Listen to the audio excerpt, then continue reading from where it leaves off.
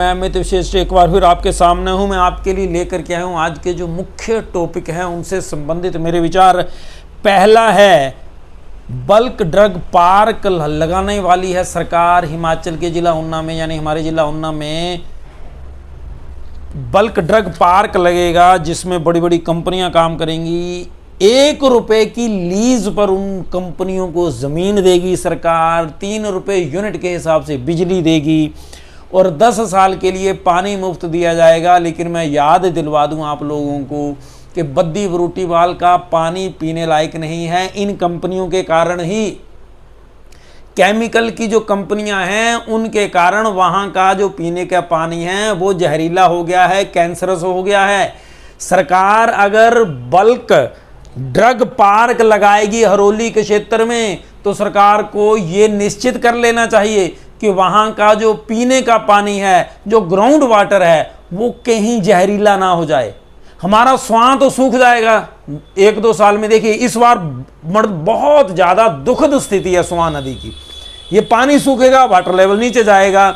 अगर drug park बनता है, केमिकल की कंपनियां लगती हैं, उनसे जो वाटर ग्राउंड वाटर होगा वो भी जहरीला होगा। हमारे पास कोई और चॉइस नहीं होगी। ये नेता पल्ला झाड़ लेंगे। ये जो अब हैं, जो पिछले थे वो चले गए, अब ये अपना वर्तमान सुधारेंगे और ये निकल लेंगे। बच जाएंगे यहाँ जो रहने वाले नागरिक हैं और उनके बच्चे। सरकार को चाहिए कि पानी और हवा शुद्ध रहे, ये इंतजाम हरोली के उस क्षेत्र में पक्का किया जाए, वरना बाद में हालत पावड़ा वाले जैसे पावड़ा के लोगों की हुई है। 1.5 साल पहले मुर्गी खाना, वहां पे कत्ल खाना, बूचड़ खाना खुलवाया, तब कोई नहीं बोला।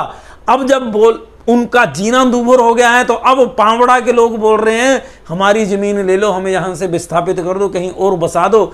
ऐसा कोई नहीं करेगा। नेता कभी किसी के नहीं होते। तो हरोली के लोगों से मेरी प्रार्थना है, आप अपने बच्चों का भविष्य सुनिश्चित कर लीजिए।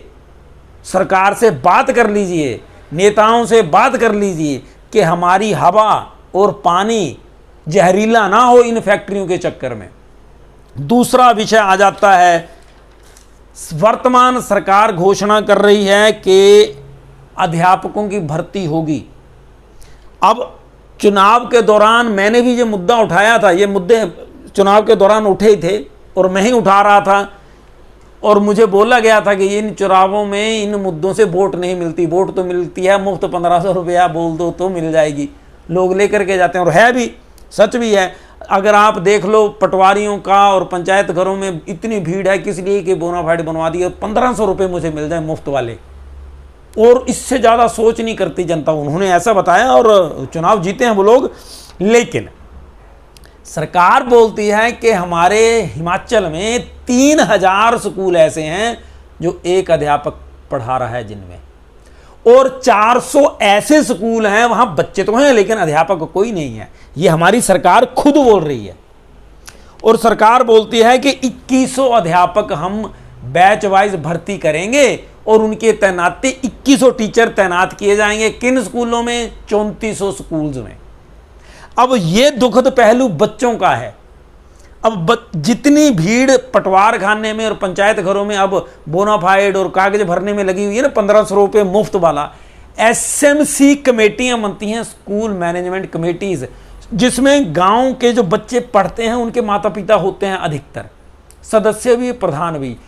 उनमें से मैंने कहीं नहीं सुना कि कोई प्रधान, कोई गांव के लोग ऐसे ही भीड़ इकट्ठी होकर के मांग करने गई हो कि हमारे स्कूल में तो अध्यापक हैं ही नहीं, हमारे बच्चों का क्या होगा, उनकी पढ़ाई का क्या होगा, आप हमारे स्कूलों में बच्चों को अध्यापक दीजिए, 1500 रुपये रहने दो, हमारे स्कूल में अध्यापक भेज दो।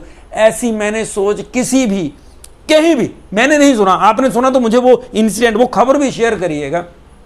कोशिश मैं कर रहा हूं कि जो यहाँ के एसएमसी के प्रधान हैं, जो सदस्य हैं, उनसे मैं प्रार्थना कर रहा हूं कि आप लोग अपने बच्चों के लिए मांग करिए कि हमें 1500 रुपया नहीं चाहिए, हमें अध्यापक चाहिए। लेकिन अगर वो लोग कोई मांग ना भी करे तो क्या सरकार की जिम्मेदारी नहीं है उन बच्चों को अध्यापक देने की? हम बात तो अभी कर रहे हैं कि हमने इतनी तरक्की कर दी, इतना कर दिया, लेकिन बच्चे महरूम हैं अध्यापकों के बिना। बड़ा दुखदायक होता है जब सरकार छाती ठोक करके कहती है कि 3400 स्कूल हैं जिनमें से 400 ऐसे हैं एक भी अध्यापक नहीं है, और 3000 स्कूलों में एक टीचर है। हम 2100 अध्यापक भर्ती करने जा रहे हैं, उनकी तैनाती वहाँ कर देंगे। मतलब देखिए ना, 3400 स्कूलों में 2100 टीचर रखे जाएंगे। और दुखद है, समाज का कोई वर्ग नहीं बोलता, मीडिया वर्ग भी नहीं बोलता, क्योंकि मीडिया तभी बात करेगा, वही खबर दिखाएगा जो बिकेगी और जिसको लोग देखना चाहेंगे। जय हिंद, जय भारत।